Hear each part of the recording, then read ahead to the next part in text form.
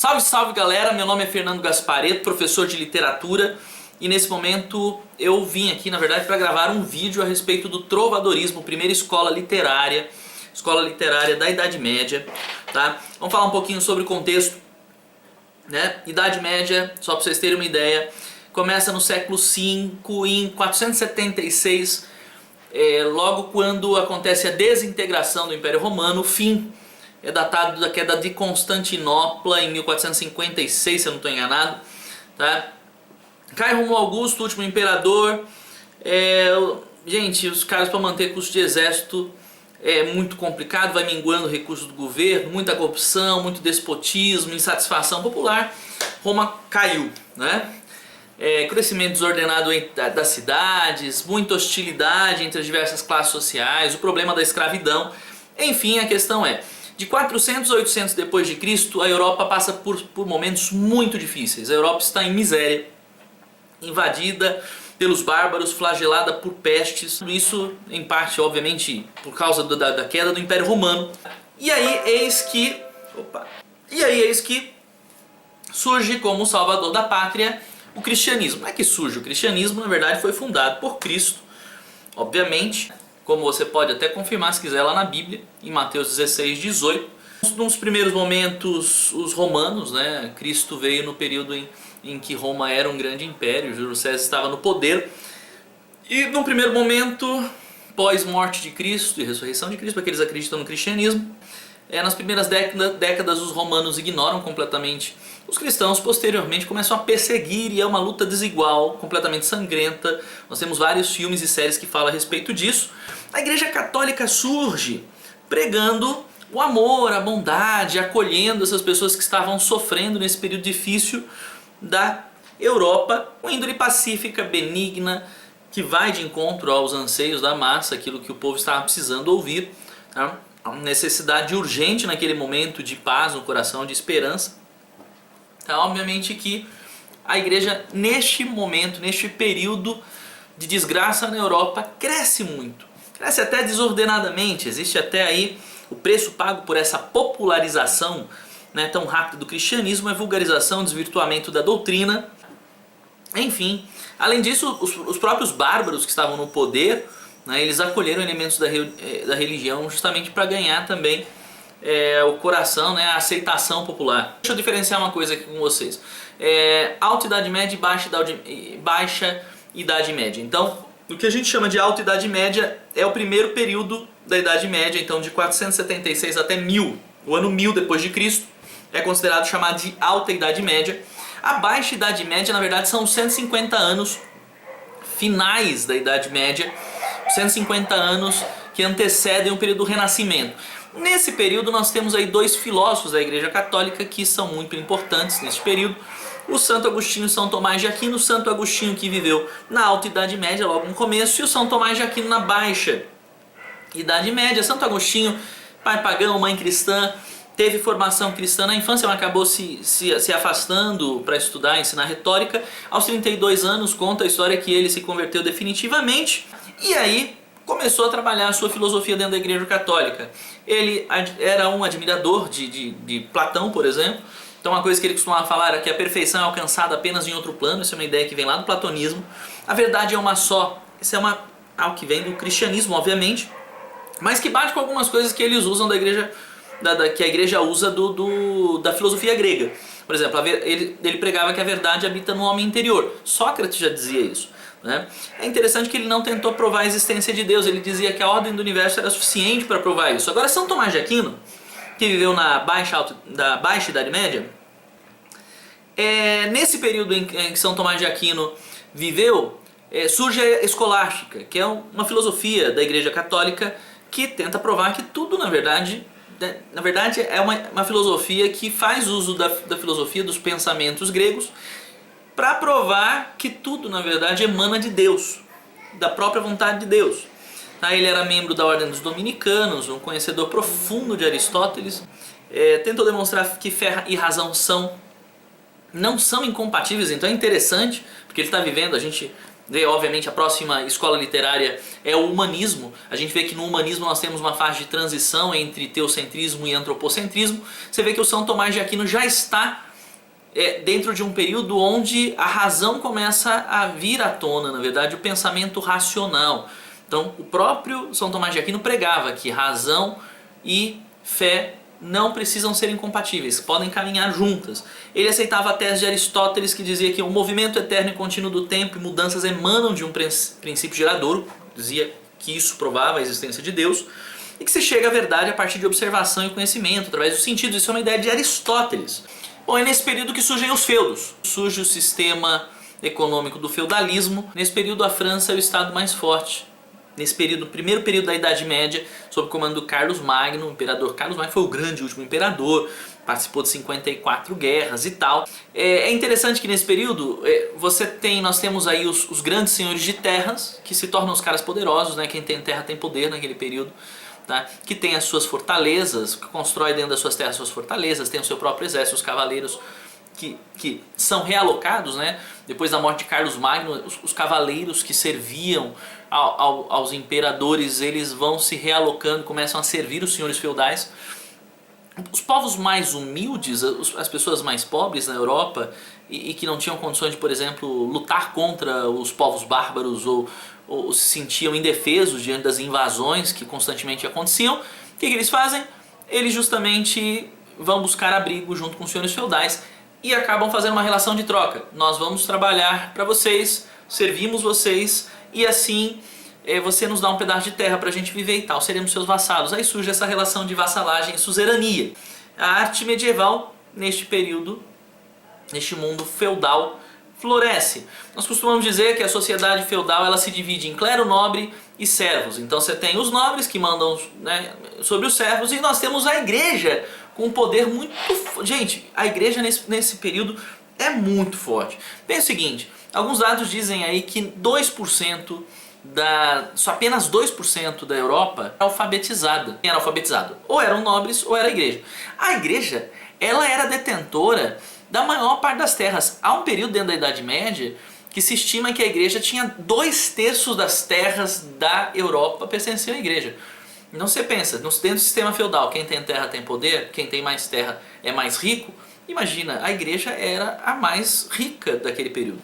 E obviamente que tinha uma força e uma influência muito grande e, em certo aspecto, se alinhava, né, dentro do seu objetivo, fazer uma espécie de parceria com os nobres. Então a igreja, né, pregava os valores religiosos, os nobres procuravam manter a ordem terrena das coisas e buscavam, né, através do seu exército, dos seus cavaleiros, combater qualquer inimigo que se apresentasse inimigo da igreja, e os servos era que fazia trabalho agrícola, artesanal, eram os servos que faziam. E a igreja pregava o chamado coletivismo. Cada grupo precisa do seu grupo, então quem é servo Deus escolheu assim e quem é nobre Deus escolheu assim também. Então vamos trabalhar junto. Deus criou o sistema dessa maneira, a igreja pregava no período. Tá? Em Portugal é interessante que o feudalismo ele não é tão forte em Portugal. Esse sistema não chega a ser uma instituição completa em Portugal. Por quê? Haviam reis a favor do povo, tá? que até se apresentavam contrários ao poder excessivo dos senhores feudais e até da própria igreja. Tanto Dom Afonso II, em 1211, chegou a tentar proibir a igreja de comprar terras para os seus mosteiros, né? e restringir a aquisição de terra apenas a heranças e doações. Acabou que não vingou, mas houve uma tentativa deste rei português de fazer isso. É interessante porque o povo português tem uma índole guerreira, é um povo valente, e muitos dos pobres, dos colonos pobres que viviam ali, eles mesmos se organizavam democraticamente, formavam grupos, e eles, ao invés de buscar o apoio dos senhores feudais, de quem tinha mais terra, para buscar proteção e tal, eles mesmos se organizavam e lutavam, expulsavam os mouros quando haviam as invasões. E aí até essas organizações, quando se formavam, eles iam até o rei e pediam autorização. Olha, queremos que nossa organização democrática aqui seja reconhecida. Então, na verdade, o feudalismo não chegou a se estruturar e ser tão forte dentro de Portugal. Há essa diferença. Portugal, você tem ideia, o território de Portugal é 37% do território de São Paulo. Portugal como é que surge? Com a reconquista dos territórios que haviam sido dominados, porque por um tempo a Península Ibérica esteve em poder dos romanos. Depois foram invadidas pelos povos bárbaros, depois houve a expulsão desses povos bárbaros pelos próprios colonos e senhores e tal, na Península Ibérica. E aí, quando esses caras foram quando esses caras foram expulsos, surgiram reinos. Então houve uma divisão da Península Ibérica em reinos. Aragão, Navarra, Leão e Castela surgiram. Em 1096, Dom Afonso VI, rei de Leão e Castela, concede ao Dom Henrique o condado portucalense, que é onde está Portugal hoje. E é interessante que nesse período, justamente pelo contato muito grande que havia entre os reinos, as línguas foram se misturando. Se você for estudar um pouquinho a respeito da evolução da língua, você vai ver as línguas chamadas neolatinas. Nós temos aí um conjunto de línguas neolatinas que são chamadas de romanços. São as línguas que evoluíram do latim. Esse contato e essa influência dos romanos que falavam latim, um latim vulgar, que ia se espalhando, misturando com a língua local, com os povos bárbaros e tal, foram surgindo alguns dialetos. Um desses dialetos, uma dessas línguas que surgiram, que é a língua oficial do trovadorismo que nós estamos falando, é o galego-português, justamente de um contato, uma mistura de um latim, algumas palavras que se assemelham muito ao espanhol, castelhano, e palavras que a gente reconhece que com a evolução da língua se tornaram palavras e vocabulários da língua portuguesa. Em 1143, Portugal se torna um estado independente e com o tempo vai surgir a língua portuguesa. Mas é importante você entender que nesse período do trovadorismo, a língua falada, a língua em que as cantigas do trovadorismo eram cantadas, era o galego-português. Existem dois tipos de produção literária nesse período. Nós temos uma produção em verso, que são as cantigas do trovadorismo, e nós temos as produções em prosa, as novelas de cavalaria.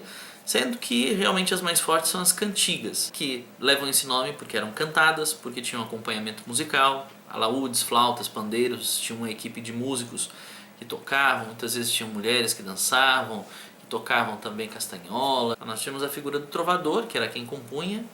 Geralmente quem fazia essa composição era alguém nobre. Você tinha jogral, segrel. Naquele período nós tivemos dois tipos de cantiga: as cantigas líricas e as cantigas satíricas.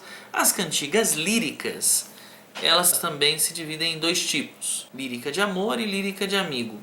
As cantigas satíricas também se dividem em dois tipos: de escárnio e de maldizer. Então vamos falar um pouquinho sobre a característica de cada uma delas. As cantigas líricas de amor, elas têm como características principais: o eu lírico é sempre masculino, o eu lírico era sempre um cavaleiro ou um plebeu, apesar de cavaleiro ter origem nobre, mas ele era um vassalo, né? Era um vassalo que se apresentava ou declarava o seu amor por uma mulher da alta sociedade, uma dama da nobreza, enfim. Como era um amor proibido, impossível de acontecer por causa dessa diferença, né? Social, especificamente, uma das características desse tipo de cantiga é a coita de amor. O que é a coita de amor? Sofrimento por amor. O eu lírico, no caso das cantigas de amor, a gente sabe que os trovadores, assim, a grande maioria dos trovadores, eles eram nobres. Então o que acontecia aqui era um fingimento poético, porque o eu lírico da canção sempre se apresentava como um plebeu, como alguém pobre, ou como alguém que era servo. Então, às vezes o nobre, inclusive, se apresentava usando um pseudônimo. O amor era sempre declarado com muita moderação, com mesura, como se dizia, segundo o código ético dos cavaleiros. A mulher aparece na cantiga como uma deusa, praticamente uma deusa, totalmente idealizada. O homem sempre se apresenta completamente submisso, fiel e como um vassalo do amor. Vassalagem amorosa é isso: eu sirvo a mulher com quem nunca irei concretizar o amor, porque há uma separação social. As cantigas de amor, a origem delas é do sul da França. Agora, as cantigas de amigo já não. No sul da França não tinha esse tipo de cantiga que nós vamos falar agora. É um tipo de cantiga, esse tipo de cantiga veio das tradições portuguesas. Então, geralmente, nas apresentações que aconteciam em festas, comemorações rituais no período da primavera, já haviam cantigas poéticas naquele período. Isso, né, se fortaleceu no período do trovadorismo. Característica: o eu lírico é sempre feminino. A ambientação, pode ser que o eu lírico esteja no campo, ou em casa, ou próximo à sua casa, pode ser que esteja na corte. A temática sempre é saudade. Saudade. O eu lírico feminino está com saudade do seu namorado, amante, pretendente. E o eu lírico geralmente não fala diretamente com o amante, ou com o amor, ou com o marido, ou com o namorado. Ele confidencia, ele tem confidentes, ele fala com a mãe, com a irmã, com a amiga, ou muitas vezes com a própria natureza, com as flores, com os montes, com o céu, com o mar. E aí o eu lírico questiona onde está o meu amor, ou fala sobre o quanto que o eu lírico está sentindo saudades do seu amor. As cantigas satíricas, em primeiro lugar, satíricas satiriza, zoa, tira sarro. Né? Quem eram os alvos das cantigas satíricas? Homens sovinas, ambiciosos, mãos de vaca, mulheres feias, adúlteros, pessoas adúlteras, aquelas pessoas que bebiam demais. Muitas vezes até o reino, corrupção, certos costumes. Agora, nós temos aí os dois tipos, de escárnio e de maldizer. A de escárnio, a característica é, as críticas são sempre... As de escárnio, as características são as seguintes: a crítica é indireta, ela é bem sutil, não se cita nomes, ou seja, fica subentendido, faz-se muito uso do duplo sentido, muitas vezes o uso do humor aí cai muito bem e é utilizado dentro das cantigas de escárnio. Agora as cantigas de maldizer já não. As de maldizer são críticas rudes, diretas, cita-se nomes, sabe-se exatamente a quem aquela cantiga está sendo dirigida, quem está sendo zoado na cantiga, inclusive fazendo-se uso de palavrões ou termos pejorativos. Ok? Nós temos aí as novelas de cavalaria, um tipo de produção em prosa, e aí nós temos alguns ciclos. O ciclo greco-latino, que traz histórias relacionadas ou que retomam temáticas clássicas, ou seja, do período dos gregos romanos. Nós temos o ciclo bretão ou arturiano.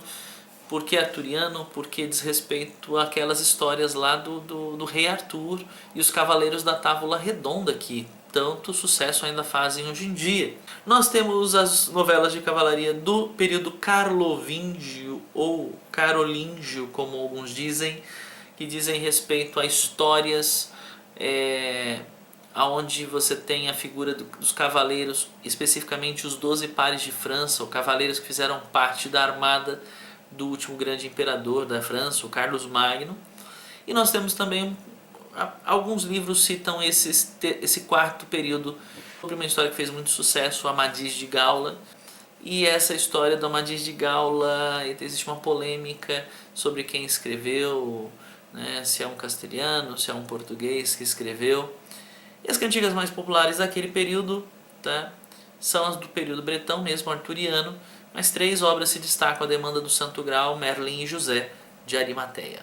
Então fica aí essa revisão, espero que vocês possam aproveitar um contexto histórico bem bacana, direto, as principais características das cantigas, os ciclos das novelas de cavalaria.